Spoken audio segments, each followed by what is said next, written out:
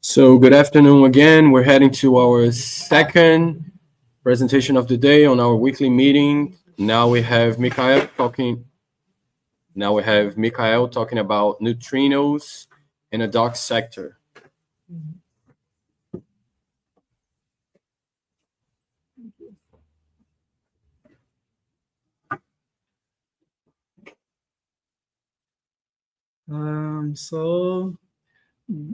Desculpa, cliquei errado.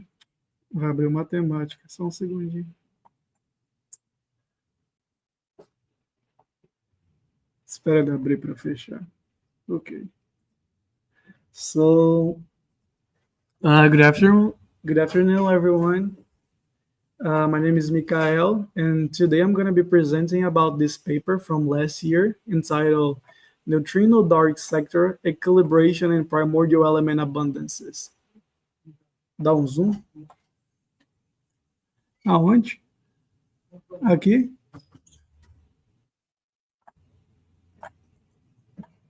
But how do I... Like this? Yeah, I think it's better. Okay. So the main idea of this article is actually to present a new particle from the dark sector, which is a neutral fermion. And this particle is also light when it comes to its mass. So the main idea is that in the early universe, we have the thermal bath, right? And we have the neutrino decoupling from the photon bath. In this article, they explore the possibility of those neutrinos populating a thermal dark sector. They don't specifically use the word dark neutrino in this sense, but they say that it's a neutral fermion and it's a very light fermion in which the neutrinos can oscillate to this new one. So from now on, I will be just calling it the dark neutrino, even though now neutrinos already don't interact with light. So they are, in some sense, even the neutrinos from the standard model are already dark. When they say this dark neutrino is just this from this dark sector, instead of the electron neutrino, the muon neutrino, and the tau neutrino, okay? So this is the main idea of the article, and they analyze the energy scale of 100 keV to a few MeV. Why is it important? Because, well, if you're adding a new relativistic particle to your model, there may be some implications in cosmology. For example, you may be adding a new relativistic degree of freedom, so you could be affecting an effective. And we know that an effective is a very important parameter in cosmology, because if you change an effective, you're changing basically light element abundances, or you can also be changing the expansion rate of the universe, the Hubble parameter. So it's a very important thing that we have to keep in mind. Okay, we're going to be adding this new particle, but let's see what happens to BBN, and let's see what happens to the expansion rate. This is the main idea, okay? And first of all, we have a very important constraint from cosmology, more specifically from CMB and baryon acoustic oscillation, that if you want to change an effective, you have to be aware that you must obey this. An effective, the variation in an effective must be smaller than 0.33. This is a constraint we have from CMB and baryon acoustic oscillation. This is the first thing that we have to keep in mind. Okay. So perfect. Now we can start the article. Always keep in mind that thing that I said about the dark neutrino. So there are two first equations that appear here in the article. The first one is actually the conversion rate from a neutrino from the standard model to this dark neutrino, and it's given by this expression here, and it depends on the mixing angle between the three neutrinos from the standard model and our dark neutrino. So it depends on this thing in here. And of course, the scatter ratio. But this is very important because, okay, we're analyzing this scenario. When is this scenario relevant? This scenario is relevant when the conversion rate is at least to the order or higher than the expansion rate. Because, for example, if the universe is expanding too fast, maybe the particles will not have time to meet each other or to interact. I think it becomes more obvious, for example, when we are dealing, just to give an example, I think it becomes more obvious when we're talking about a relevant process, which is the neutron going to a proton. It's the neutron plus electron neutrino going to proton plus electron. This is the process. For example, for this process to happen, a neutron needs to absorb a electron neutrino. But for them to absorb, they have to meet each other. For example, and this happens at a rate which is given by this. Let's just say this. If the universe is expanding too fast, then the neutrons don't have enough time to meet the electron neutrinos. So this process is not as relevant as it was before when this rate was higher than the Hubble parameter. So when I have this condition, this is something relevant. When we have the opposite, then we have the so-called freeze out and the relic abundance. This is the main idea. What we do here is something very similar. We have the conversion rates from the neutrino from the standard model to the dark neutrino. For this process to be relevant, it needs to be higher than the expansion rate.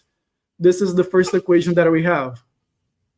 The second one, this is an interesting one because it says the following.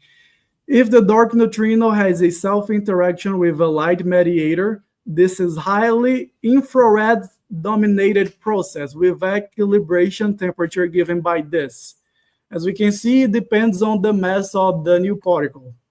Okay, and this is very interesting because, hey, I want to analyze the energy scale next to the BBN. So I have to be around the neutrino decoupling. I have to be around 1 MeV, 3 MeV, or below this. So if you wisely choose the mass of the dark neutrino to be in this order here, equilibration can naturally occur after neutrino decoupling.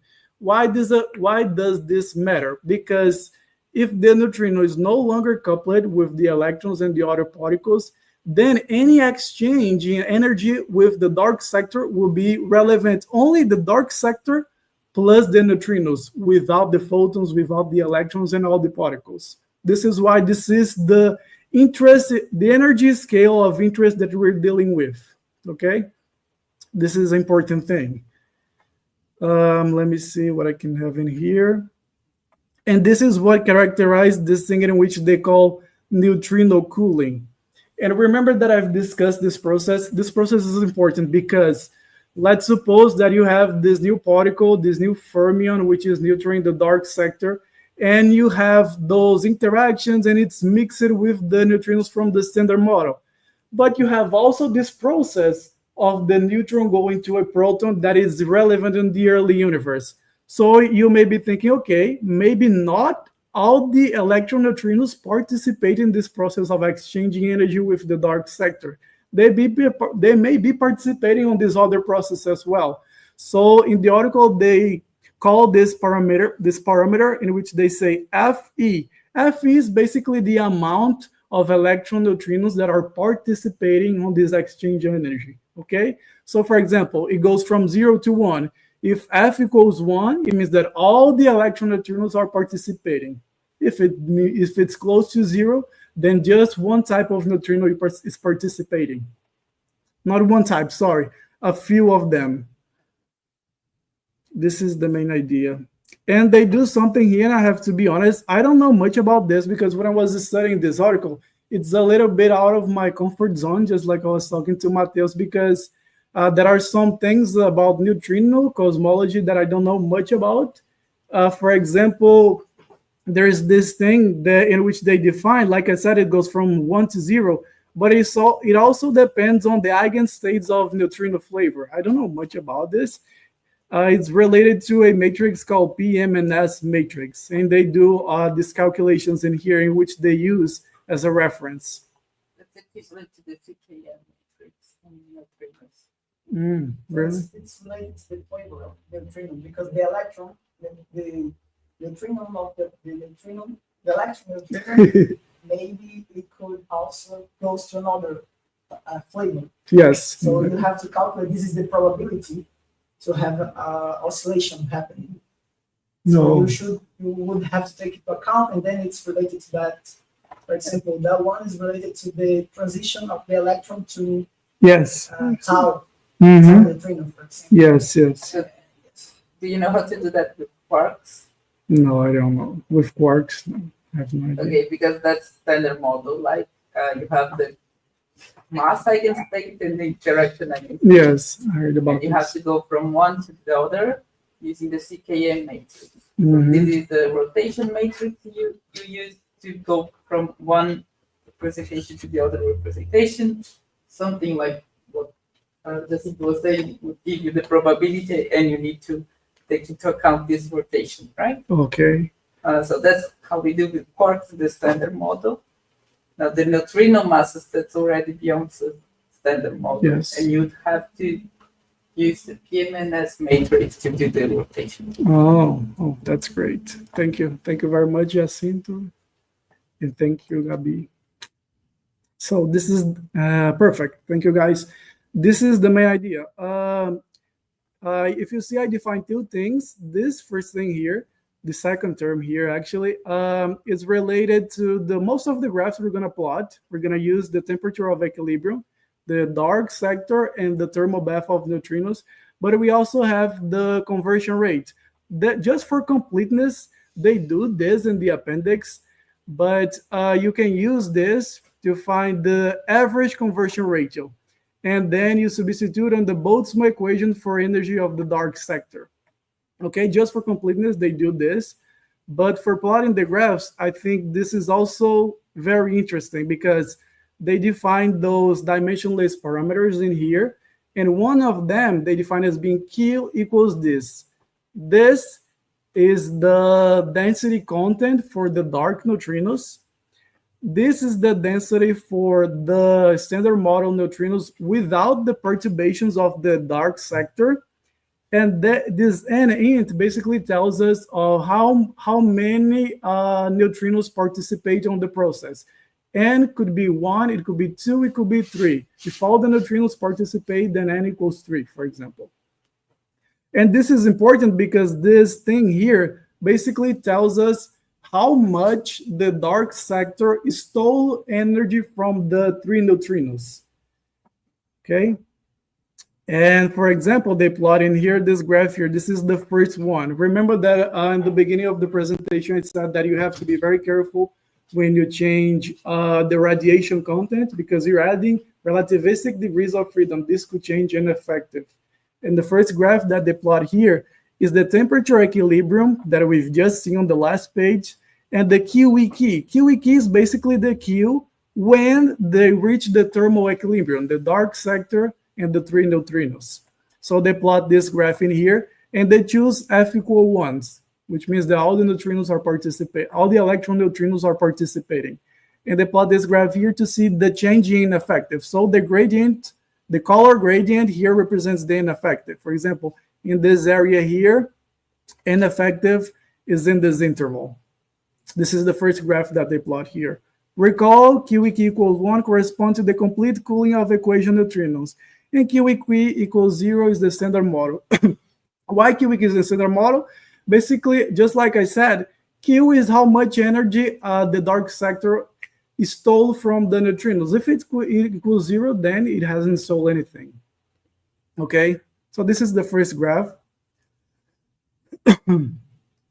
Okay, great. And they plot the exact same graph, but now with respect to the ineffective. Now with respect to, let me zoom in, I think. Can you guys see or I need to zoom in?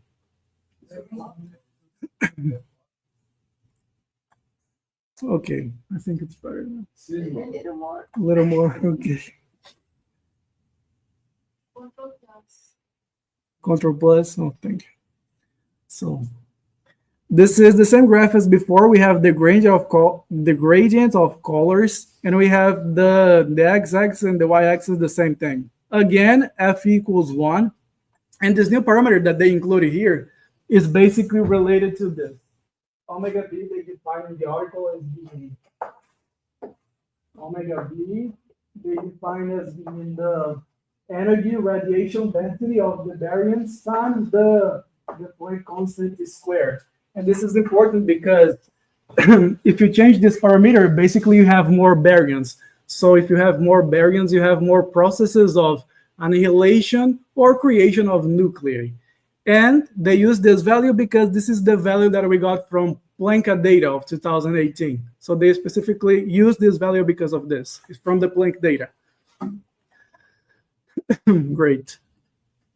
Control minus. Okay.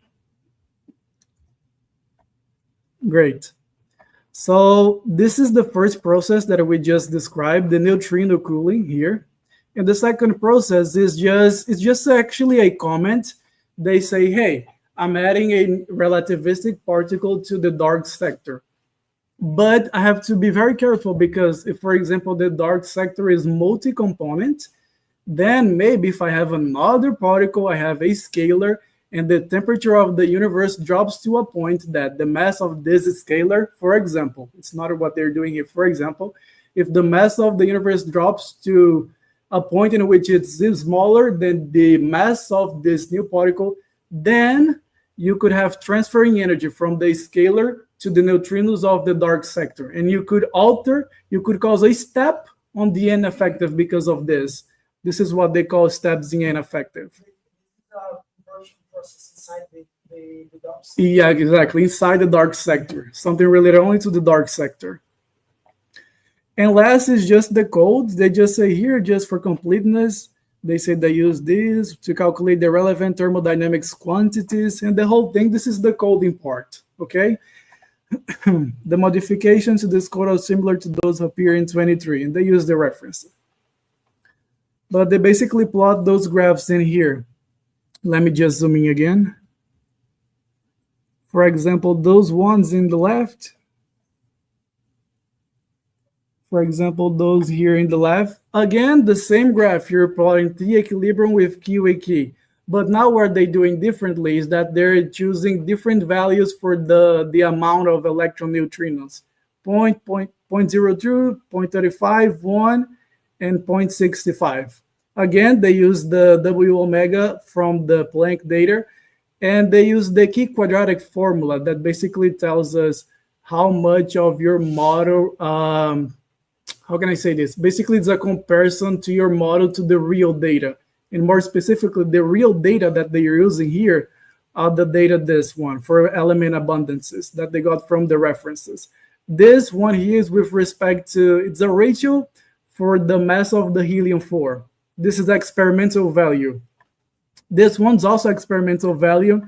It's a ratio between the deuterium and the hydrogen. They use this to compare with their model to a confidence level of 1 sigma representing the red region and 2 sigma for the yellow region. This is what this is about. It's just a parameter for statistics, not a particle, not anything else. So the allowed region is in color. Yes. Okay. This is not the limits, right? What? This is not. Sorry, what? Sorry. No, you can say. No, I mean I think you're gonna talk about it. Okay. And they do the same thing for the N effective. And here, I don't know why they changed the omega b. More specifically, in the beginning, they used the same value, but specifically for the delta N effect, they choose different values. I don't know why they did this. It is not clear for me in the article, but they did this. And this is the main idea. They're basically... Yes. They are using, like, since they have a window, as you can see, they are changing, like, very slightly. Yes. So they are changing. So perhaps they are comparing with the factor is also the chi squared. Oh, So yes. they are comparing, like, if I change this, I can change a little bit of the abundance of the baryons. Oh, great. Still, I can have a variation in the delta effective. So Oh, great. They're just doing like a scan. Yes. Within the error box. Yes. Yeah, it makes sense. Yeah. I think it's this. Thank you, Jacinto. Thank you very much. And basically, this is the main idea. They're presenting a new particle. Again, just to summarize everything, it's a neutron fermion, which is very light. And not only this, but the neutrinos, you can have a process in conversing neutrinos from the standard model to this new particle in the dark sector. And they analyzed basically the conditions, how it changes in effective, and consequently how it changes light element abundances. That's what they did in those graphs in here.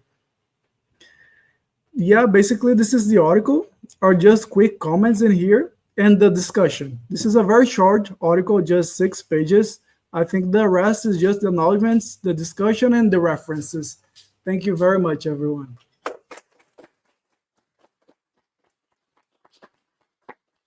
Good night.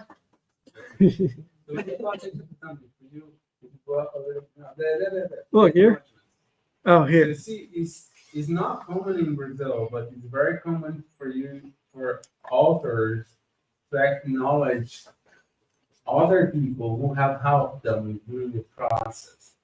So we have to show gratitude for someone you discussed about something necessarily didn't compute anything. You're just chatting the board about something. That person gave you an insight. Okay, right. So they might even give you an advice.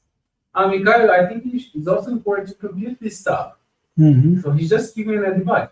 Then you get to know it.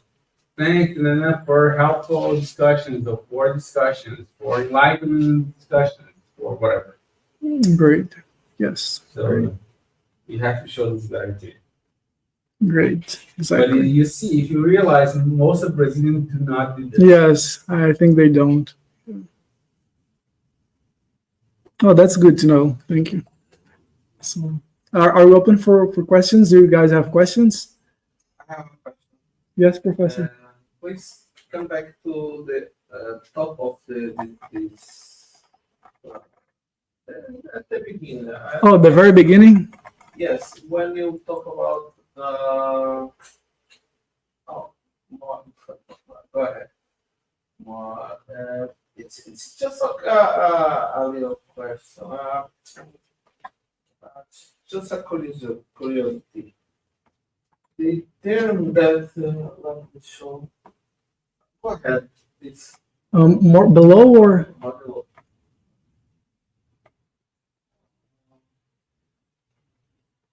Term called PRI prime.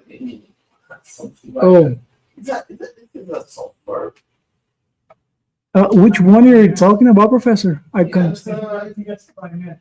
Prime, yes, prime. It's a software, it's a package. The package is to obtain the abundance of the. Yeah, but what's the name of the software? Oh, I think they maybe mentioned this in here. Yes, Let me see. prime. Oh, Primate, yes. I think it's public, if I remember correctly. Can you put the reference? The reference, 23 years. 23, I think it's one. reference 1. Is that the code? Yeah. I think it's open. I think actually they mentioned this in the abstract. That's one thing you should know. So in high energies are source that often open source. Yeah, they say here, Professor. They say available BBN code Primate publicly here. Sometimes they run something when what they want. Lately, the codes are all in Python. I think. Today, I think it's in Python. No, but we do have some ability to read it. Do you use Trojan or something like that?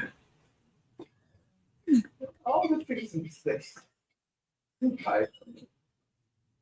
Because usually, I don't know how it works, but in high energy, sometimes we work a lot of algebra. Yeah. Then we need some visualization. We just work on symbolic. So we use some packages that are in mathematics, but then to run numerically, we use C, Python, or any other. But usually the things will be done in mathematics, and then we go to. But it depends on what you do. Good. but you're gonna find most of the things in that. Thank you for answering my question. Thank you guys very much. So we have more questions? Or? I think I have a comment. For Yes. example, when we say that something is dark, we usually do not mean just that it just don't interact with light. Exactly, It means it yes. doesn't interact with the solar model. Exactly, yes. So when we have the neutrinos of the solar model, they are not dark. Mm. They are neutrinos of the visible sector. Yeah, yes, exactly. That's what I was talking to Matheus. Matheus, they don't use the word dark neutrinos, but you know, in Portuguese, cara de cavalo, pata de cavalo, rabo de cavalo. They just don't mention that it's a dark neutrino, but it's a neutral fermion. It's very light, and you have the oscillations from the neutrino to the standard model to this one. So I said, okay, I will be using dark neutrino, but I'll be very careful when I say dark. It's just to say that it's from the dark sector, basically. Because even in physics, for example, if we say dark energy, it's just energy that I don't know. If I say it's a dark neutrino, it's just that a neutron fermion that I don't know. They are talking about dark radiation, which is, I think that's the thing that you want to get, because they do not mention, for example, as you say, they do not mention dark neutrino. Directly, exactly. Because when you change the ineffective, will count the degrees of freedom, relativistic degrees of freedom. So relativistically speaking, by the way, in terms of relativistic in cosmology, we're gonna talk about radiation. Yeah, right? exactly. So in this case, when we talk about changing the delta ineffective, usually the mass of the particle is very light, is very small, sorry, or we just say that's dark radiation. We do not have a proper model. Yes. It's more indefinite. I think that's the case they are doing. But you don't say that there is a dark neutrino unless you state that it's, for example, a right-handed neutrino, a sterile neutrino, which are dark neutrinos, let's say. Oh, okay. But the neutrino of the solar model never. Oh, that's great. Thank you. This is a new type of neutrino that oscillates between the visible sector and the dark sector. Usually, this would be this sterile neutrino. That I think that was who was the guy with this idea. Or no, he came up that he became famous because of this. Because he was trying to explain the neutrino oscillation, because there would be a sterile neutrino that was doing this. Yeah, that's the vision.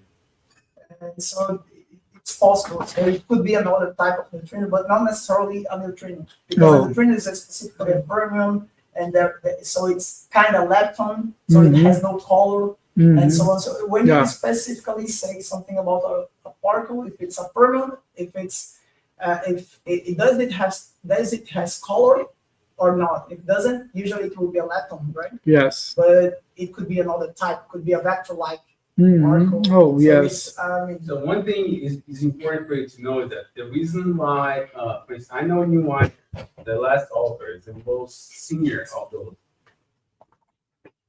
So the reason why he's discussing a different fermion in this paper, there's a reason behind it. The reason is, so for instance, neutrinos, new interactions involving neutrinos via light mediator. This has been done in the past a lot. And there is a new program at CERN devoted to search for new light fermions. Okay. So they know that in the near future, many people will be working on neutral fermions. Oh. So it's time sensitive to place limits on neutral fermions using different things than CERN, because they are not at CERN, right? They're in New York. Yes. So that's usually how it goes. So you know what's in the near future. So in the near future, what will be the very popular topic? Neutral fermions. So what I'm gonna do today, neutral fermions. Oh, great. So you foresee what's coming next. Oh. Because this has been established. Mm-hmm. There are new detectors being built at CERN to search for neutral fermions. So this will be a highly sensitive topic.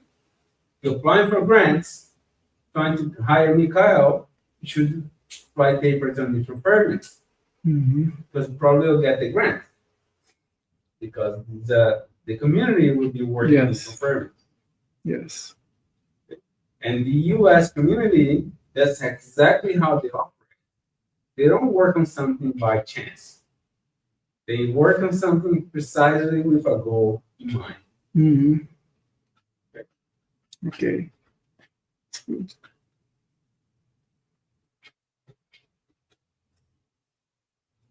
That's a very nice talk. Thank you. Right. Shut down the meeting. Ah, sim.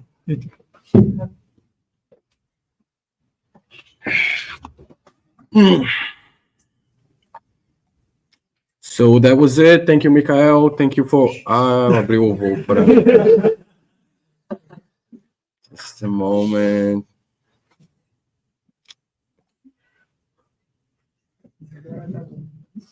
Okay, now thank you, Mikhail. Thank you, everyone who have watched the stream. If you'd like to support the channel, please like and subscribe. And now we're ready to end our meeting. Thank you again.